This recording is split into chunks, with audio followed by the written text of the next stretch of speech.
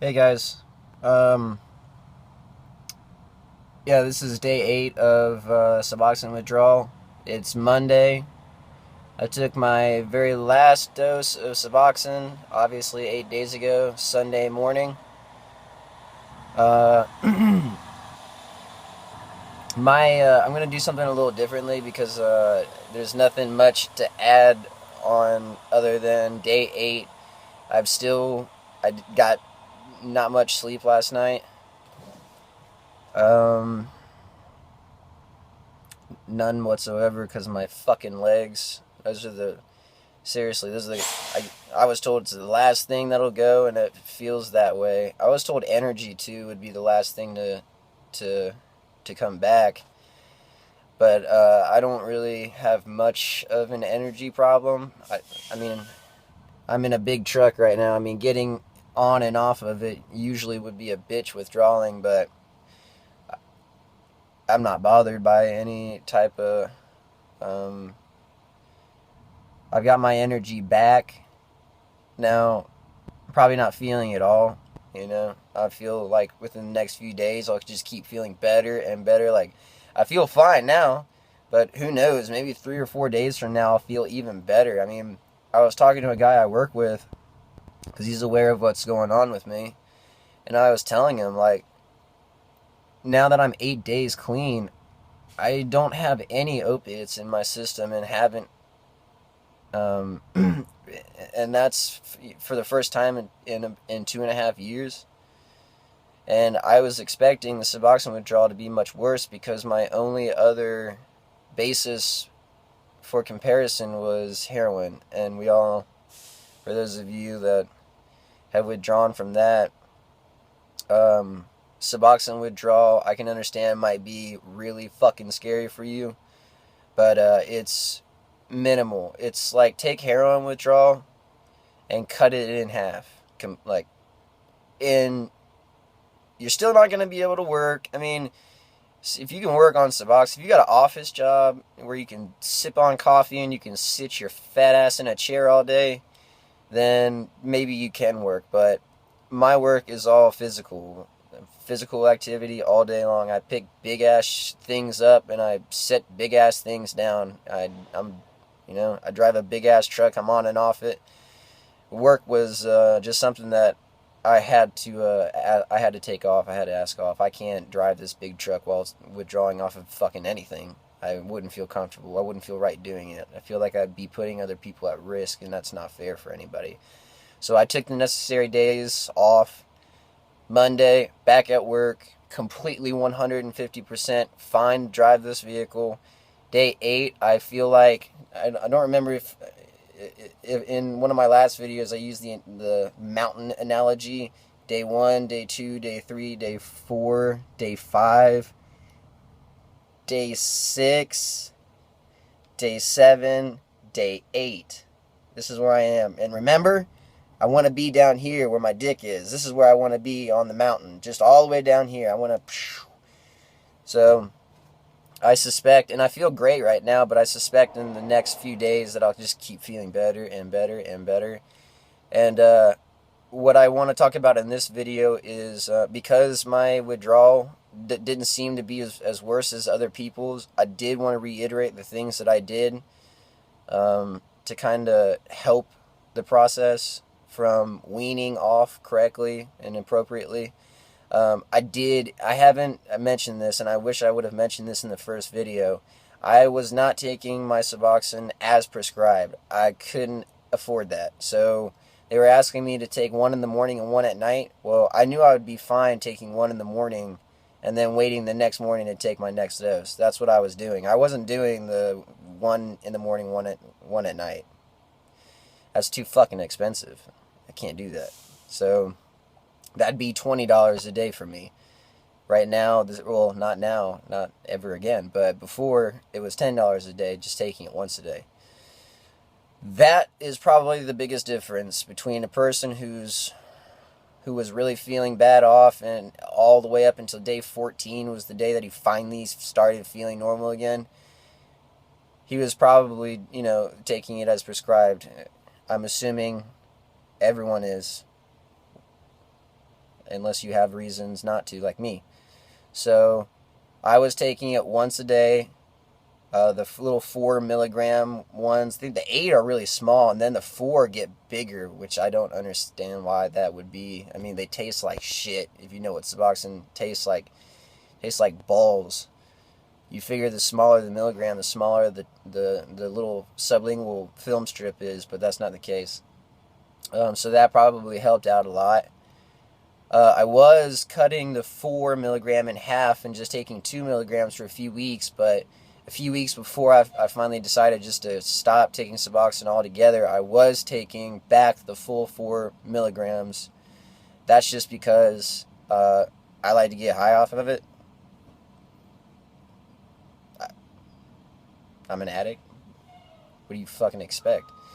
My doctor was like, well, we'll do that if you can actually cut them in half. And I was like, well, I have a knife, I can cut them in the fucking half. But it was really hard for me it's wired in my brain. Why take less when more feels better? That's the dumb ass inside of me. That's the correction that my body's going through right now. I do want to let you guys know that by day 8, day 9, you're not going to have any opiates in your system. Whether you're still in full withdrawal or you're feeling better, by day 8, you should start to notice little things, like you start seeing things more vividly, you start tasting things more vividly, you start seeing things, everything is crisp, and you're not numb anymore, is what I'm trying to tell you. Your emotions come back. You cry a lot. You think you think a lot about the things that you've done, and you want to correct them. And that's all normal. That's all normal behavior. That's all your body becoming normal again. It's your body is saying, hey, this is me getting back right. The few withdrawal symptoms that I still have by day 8 are, of course, the diarrhea, which was awful. I did take the Imodium, if you remember, on day 4 because I was so sick of the withdrawal, the aching legs. I was like, dude, I just want one fucking night of sleep without my legs bothering the fuck out of me. So I took about 12 Imodium, and it took my withdrawals completely away up until the next day. I woke up with, all the same shit, but I was able to get a good night's sleep. So the Imodium helped a lot. I wish I hadn't have taken it, but due to extenuating circumstances, I kind of had to. I had the girl coming over, and she couldn't have seen me that sick. I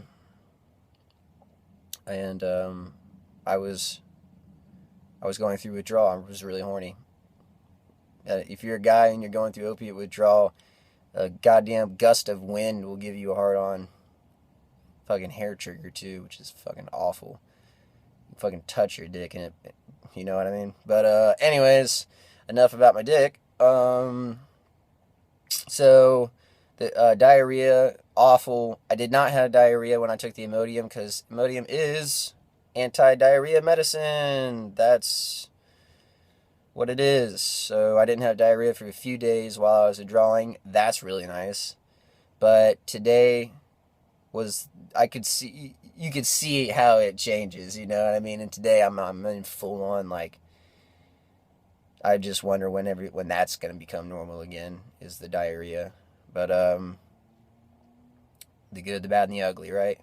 We're all going through it. That one sucks, and it's like that, right before you hit the restroom, you feel you feel sick. That's how you know you're about to have to use the restroom, because you'll start getting that rumbly in your tumbly, and that's not it's the withdrawal, but it's not the early stages of withdrawal that just makes your stomach curl and hurt.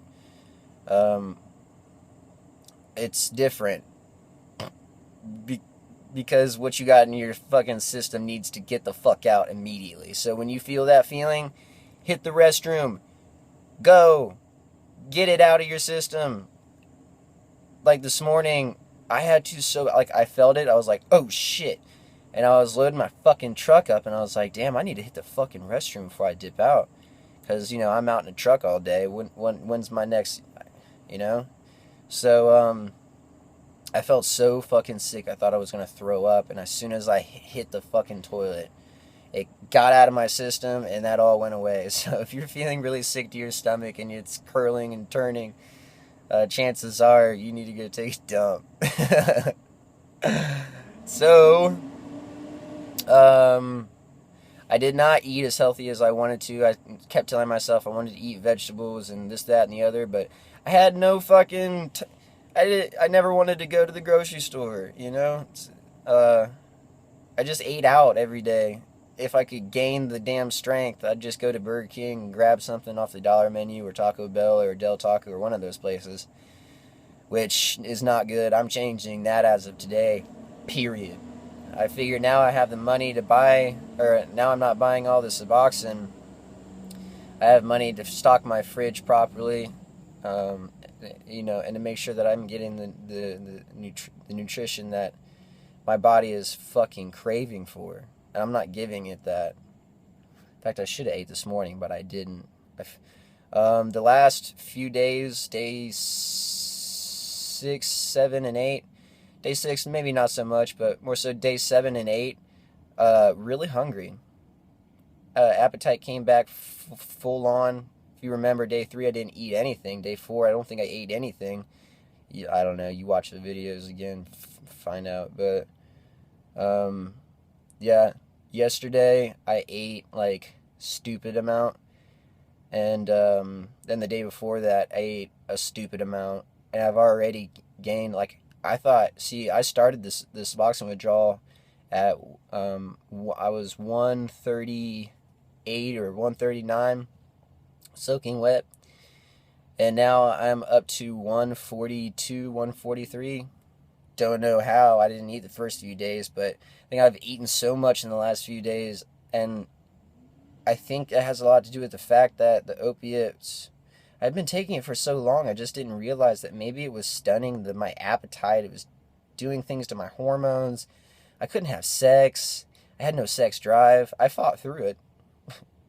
There's no girl that's gonna stick around long enough if you don't fucking put it out every once in a goddamn while.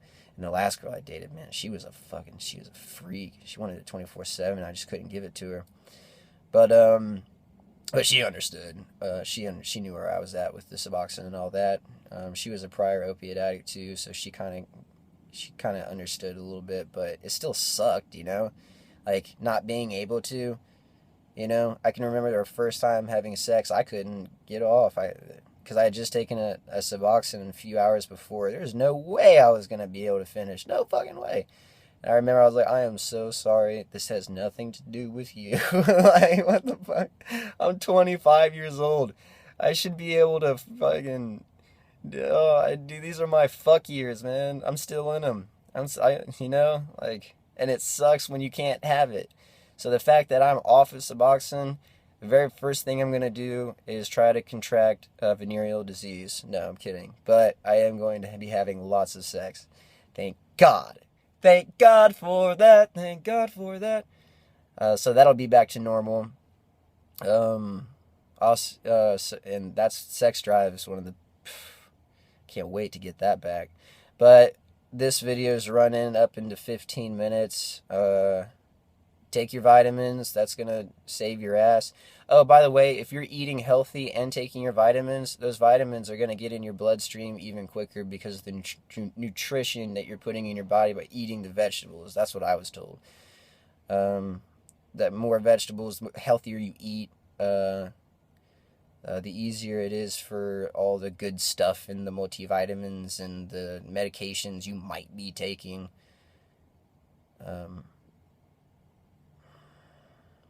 Trying to think of anything else. I don't think there is. So, that being said, I was trying to think if there's anything else. Day 8 is so fucking good. My mom called me, asked me if I was feeling good enough to come to dinner tonight, and I definitely am. Feel way, way good. God, dude, I'll say one more thing before I go. The fact that I've gone 8 days without any opiates in the first time in 2.5 years, or two years, It feels so good. Like, everyone says the same thing once they get to the point where I'm at and where you're gonna be at. You're gonna get there and be like, oh, the worst is over. And I did it. And I'm stronger for it. And everything else is gonna seem like easy. And when I talked to my mom, she's like, okay, well, now it's time to start taking care of the cigarette. You know, moms, it's just one thing after the other. But now she wants me to stop smoking cigarettes and stop drinking. And I'm taking Antabuse for drinking. I got an alcohol problem, so I'm trying not to drink. I try to remember to take my Antabuse. Antabuse makes you really sick if you drink alcohol. Even so much as wash your mouth out. With scope, you'll get hella sick. That's just something I need. Otherwise, I'd be drinking myself into comatose every single night. And I've been drinking every night during this withdrawal. It's the only way I get sleep. It's the only way I get any amount of sleep. Some people use the alcohol, some people don't. I say don't use it the first few days. It can help, but in the first few days, like day 2, 3, 4, and 5, don't drink. Your body's not making any dopamine. None. And you know what happens when you drink? Same shit. It's depressant. It'll fuck you up. So, that being said, I gotta go back to work, guys. Much love. Stay in there. Stay strong. It's doable. Day 8 is just around the corner. Woohoo! Later, guys.